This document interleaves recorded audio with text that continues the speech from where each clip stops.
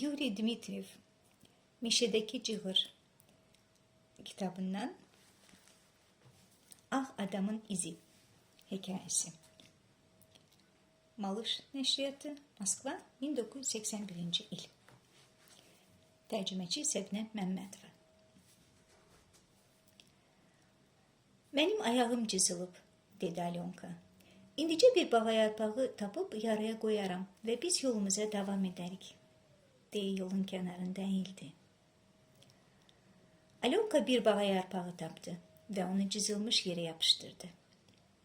Hər şey qaydasındadır, getdik. Biz yolumuza davam etdik. Bağa yarpağı yaxşı bitkidir.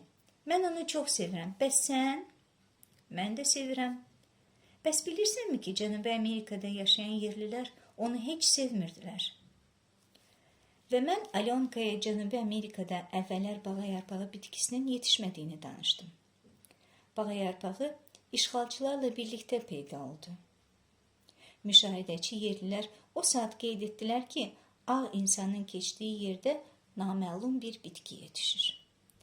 Onu Ağ Adamın İzi adlandırdılar. Bəs orada nə üçün bağa yarpağı bitirdi, deyə Alyonka soruşdu. Cavab vermək əvəzinə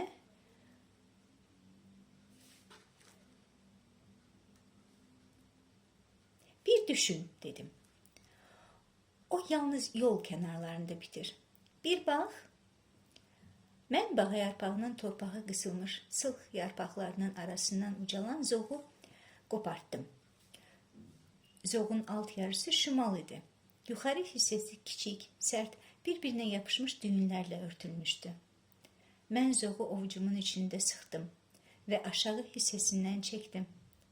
Balaca düyünlər ovucumda qaldı. Bunlar bağa yarpağının toxumlarıdır. İndi başa düşdün? Yox, Alyonka etiraf edib sustu. Ax, bu çox sadədir. Bağa yarpağının toxumları yollara səpələnir. İnsan keçəndə onun ayaqqabılarına yapışırlar. Hardasa da qopub düşürlər və yeni bağa yarpağı bitir. Cənubi Amerikaya da bağa yarpağı insanların çəkmələrində gəlib.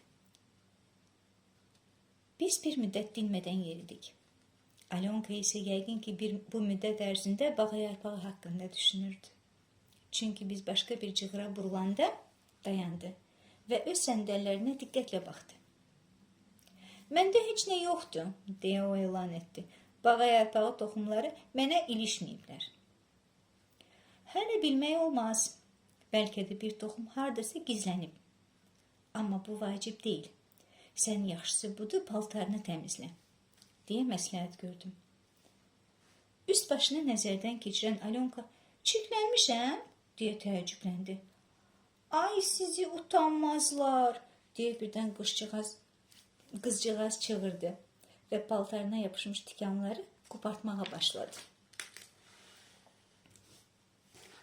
Burada pişik dili otunun balaca yastı meyvələri də, ayı pəncəsinin böyük yuvarlaq düyünləri də, ada çayının yapışqan kasacıqları da vardı.